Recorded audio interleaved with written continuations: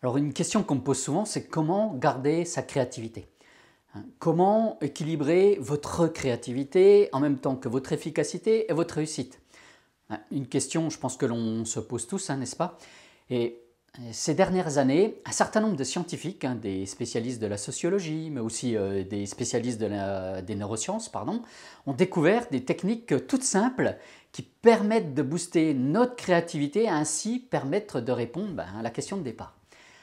Dans ce nouvel épisode d'Entreprenez-vous, je vous propose d'en découvrir quelques-unes. Bonjour, je suis Alain Schulz, le créateur d'Entreprenez-vous.com et l'activateur de vos nouveaux réflexes en efficacité.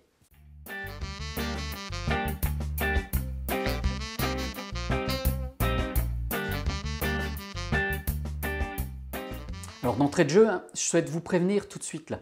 Dans cette vidéo, je vais aborder des contre-vérités par rapport à des techniques, on va dire conventionnelles, des choses que j'évoque habituellement. Alors pourquoi? Tout simplement parce que vous le savez, mais je vous incite le plus souvent possible à regarder les choses sous des angles différents. Ce n'est pas d'ailleurs pour rien que je suis un activateur de nouveaux réflexes.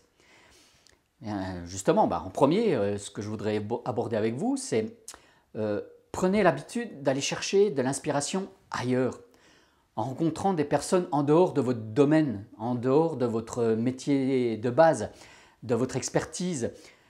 Vous voulez booster votre créativité, étendez le champ des possibles.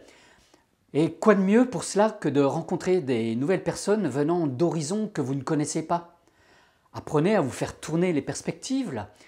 Plus vous consommerez d'idées nouvelles, plus vous serez à même d'aborder les problèmes sous d'autres angles et ainsi de créer de nouvelles solutions. C'est Jim Rohn qui, je crois, explique que nous sommes la moyenne des 5 personnes qui nous entourent. Vous pouvez par exemple aller à des réunions, à des conférences qui abordent des sujets que vous ne connaissez pas, ou regarder des conférences TED, ou prenez le temps d'ouvrir un livre d'un genre nouveau, quelque chose que vous n'avez pas l'habitude de lire, ou regarder un film étranger de pays qui viennent un peu d'ailleurs, des pays exotiques. L'objectif ici, c'est d'apprendre à penser différemment, d'avoir de nouvelles clés d'entrée. Ensuite, en deux, je vous propose de développer votre joie de vivre, car cela peut avoir un réel impact positif sur votre créativité. Lorsque vous avez un sentiment positif, que vous sentez bien là dans vos baskets, là, alors vous développez plus de ressources mentales pour explorer de nouvelles idées. Simplement, je pense que vous serez d'accord avec moi, cela n'est pas toujours simple. Comment garder la banane là, surtout dans un environnement de travail, c'est pas toujours facile d'échapper au stress. On est tous rattrapés par les petits tracas du quotidien. Dès qu'on ouvre la porte du bureau, là, ça y est, c'est parti. Et le psychologue Shawn Achor recommande, lui, de changer votre humeur en positif en début de votre journée, avant de commencer à travailler, en passant juste 1 à 2 minutes à écrire les 2 ou 3 choses pour lesquelles vous avez de la gratitude. Donc personnellement, moi je fais ce type d'exercice, en tout cas ce type de démarche, plutôt le soir avant de m'endormir.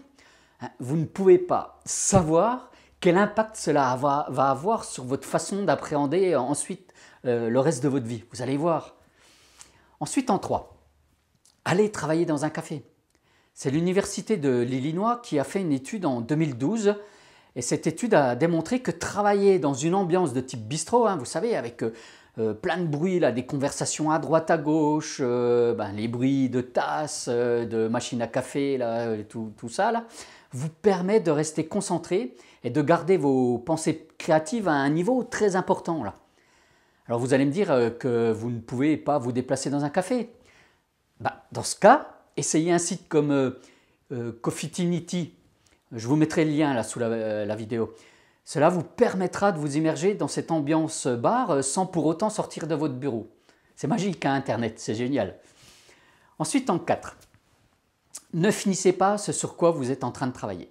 Donc on nous apprend généralement de finir ce que nous avons commencé avant de s'attaquer à d'autres tâches de sa liste. C'est ce que, en plus, je raconte assez souvent. Mais le psychologue Adam Grant énonce, lui, un peu le contraire. Selon lui, nous sommes plus créatifs lorsque, lors d'une mission à forte créativité, nous prenons plus de temps pour finir ce qui est à faire. Bon, alors Adam Grant, il faut le savoir, hein, c'est un auteur qui est un peu particulier, hein, qui cherche des solutions non standards. Donc moi j'ai prévu d'ailleurs de lire son dernier livre que j'ai traduit là, au comment les non-conformistes changent le monde. Là je vous ferai un retour si je trouve quelques nouvelles pépites dans ce livre. Ensuite en 5, faites de la marche. Votre créativité là est en panne. Ben, allez faire un tour, allez vous aérer les neurones. Il est connu que faire de l'exercice permet de travailler sa santé, de garder la forme, mais il est aussi reconnu, grâce à différentes études, là, qu'un des meilleurs bénéfices de faire de l'exercice est l'influence que cela peut avoir sur votre façon de penser. Cela favorise l'intuition, donc la créativité. Alors n'hésitez pas à vous bouger là. C'est la sociologue Christine Carter qui explique que elle, quand elle est en panne de créativité, elle monte sur son tapis roulant là, dans son bureau, et puis même pour 15 minutes, là, elle fait de la marche, et cela lui suffit en règle générale pour trouver de nouvelles pistes. Bon ok, il faut avoir un tapis roulant dans son bureau. Alors vous le voyez, hein, vous avez à votre disposition plein de petites techniques là, pour booster votre créativité.